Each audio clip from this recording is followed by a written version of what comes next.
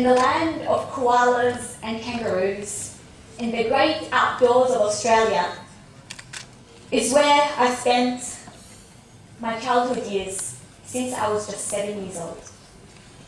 We lived 15 minutes away from the Indian Ocean. I went to a superb school just down the road, and I must admit life was stress-free to some extent. And then overnight, in fact over 2 nights, considering how far Australia is from here, my life changed, turned upside down, because of a single decision my parents made to come back home. So all of a sudden, I find myself in a society that is yet to develop, where I go to the first school coincidentally, and there are no carpets on the floor, it's cold, there's no colours, it's not decorated. And I think, wow, and that's how it all started. It's this amazing, simple things that really got my attention, and the return was not comfortable at all. So, the first article I ever wrote was Outrageous Road Rage. And I was so annoyed by the insane driving on the roads, and my mom wouldn't let me get a license. No, you can't drive here, she would tell me. And that frustration, I wrote it in an article. And then here I am, a week before my 17th birthday, in one of the only English language newspapers in the region. I had a published article. So it was a nice feeling. And then I said, how about letting out this frustration? How about letting it all out? I started to search for secret beauties. Beauties that even the people here in this country, they see it, but they don't realize it. They don't pay attention to it. So I remember one morning, of course, Mum again, no, you can't go. So, my cousin's husband, he came with me. He believed in me, I guess. I took him to the Palat, which is the citadel. Right opposite is a small alleyway, and there's a small tea shop, a very old tea shop. And in that tea shop, I met Mam Najat. The morning I went, Mam Najat was looking after 60 mentally handicapped men. He was dressing them up. He was cooking breakfast for them at the back of his chaikhana, voluntarily. He was telling me how last night he was until midnight in the hospital because one of the men had an operation. That simple man, he inspired me. Inside that man, I got to see a person that I had never seen in my life. A heart, a way of thinking that the Sazan in Australia had never experienced. He inspired me. And then I met Kurdish. So this is in my search, get to know my surroundings and these simple beauties I was talking about. She was in the old people's home, so I could not go 10 days without visiting Kurdish. So she'd always tell me, my kids left me, don't do that to your parents, it's very bad, they raise you, don't leave them. She'd get out this frustration inside of her to me. She'd just talk, sometimes she'd cry, sometimes she'd dance, sometimes she'd clap, but this frustration inside her, she'd speak to me all the time. So one day, typical me, I go Kurdish, take some sweets, sugar-free. I sit down with her and she takes me to her room this time. She sits me on the bed and she pats me. Okay, so I sit down. She had keys around her neck.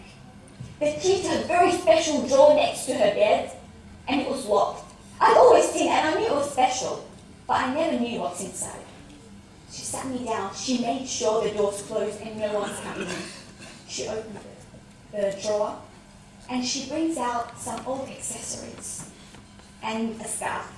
Things that were connecting her to her past. And I'm thinking, what's this? She told me, for you. I said, because I know this is the only thing she has to her past. And there I was, for me. I know how special this is to her. And she told me, you are my daughter. This woman saw me as her daughter. Here I am, a true Western girl.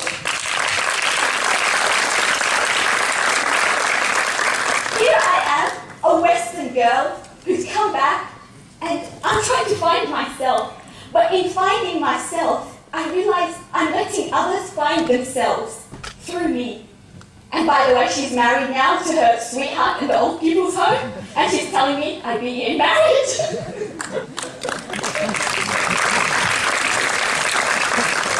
So, this search continued. So I go to the villages with my dad this time, and I go and I see these beautiful Kurdish women. They're sitting down by the kani, which is like the water, the spring, and they wash piles of dishes that my dishwasher could not wash in 2 full loads. And it was beautiful. I look and it got my attention. I tried to sit on the floor cross-legged. I found it so hard, but I tried my best. Why? Because in those men gatherings in the villages, I wanted to know what is the secret behind the chai, the tea in the old people's hand, the men, and the tasbih, the rosary beads. Even that, it was beautiful. When you transit and when you come to a different society, there are some things that are very difficult. But then you get used to it, that 2 notebooks means $20,000, and your family of 4 is all of a sudden 40 people, and you realize, oh my God, I have relatives to fill a whole stadium. You get used to all these, but I can't promise you, you'll get used to eating boiled eyes, ears, nose, and brain of sheep for breakfast. But even that, the whole experience, I enjoyed it. I wanted to eat, no, please. But I enjoyed watching it. It was teaching me things. So here I am in a society where I'm learning from everyone and from everything. And I grew up with this city. In times of stress, I go up on the citadel, the Kalat, and I sit down. And as you can see, I've been there a lot of times. I've seen it grow. With all the ups and downs of what the society has been through, I've become part of it. So, I say, okay, this society has given me so much. It's welcomed me. What do I do? I started volunteering. One day, I said, I'll give it a go. After uni, in this university, I would finish my lecture. At the back of the car, I had a flip chart and 2 markers, is all I had. And I went to a vulnerable area in Erbil, and I did a simple youth empowerment workshop for young people, for the girls. I went, and it was just talking, and we'd do a game and an activity, and then a discussion.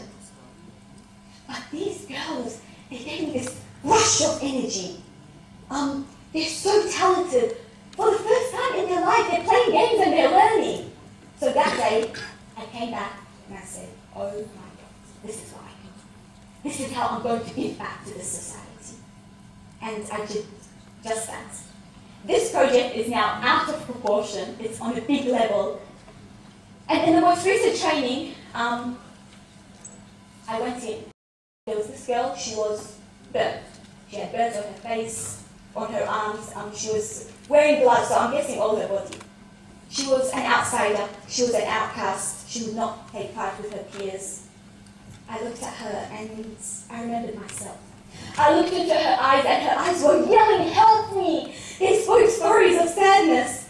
And I was watching her and I remembered myself. I remembered how I came into the society, even though I was part of it, I was an outsider. I felt like I can't do anything. But at the same time, I remembered how those negative thoughts, that negative energy, it transformed. And how did it transform? It transformed by contribution. And this is the point I want to make. Whether you fit in a society, if you don't want to be an alien, if you don't want to be an outcast, the only way is to contribute. How much you contribute to a society determines exactly whether you fit in or not, whether you feel it's comfortable for you or not. So, with all these experiences, I start a weekly column in a newspaper. I never studied journalism, I'd never gone to journalism school, but here I am writing articles and I'm getting emails and it was nice and I'm getting paid for it. And then I write a blog, and wow, 100,000 hits in like a year. I'm thinking, ooh, this is good. And then after that, the book was published, my book, and I called it my nest in Kurdistan. This place that I was an outcast, I felt like an outcast is now my nest.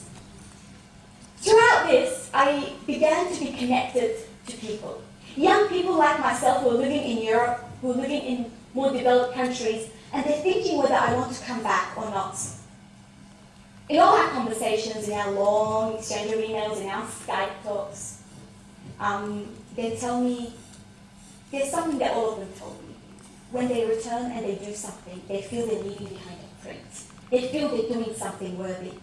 And despite all the stress, despite all the hard times you go through, every night you go to sleep and your heart is smiling. You're happy. Because you know inside you're doing something worthwhile for this community, for this society. When I was a child in Australia, my father would sit me on his lap and he would tell me, when you grow up, you will fly. You'll fly like a bird.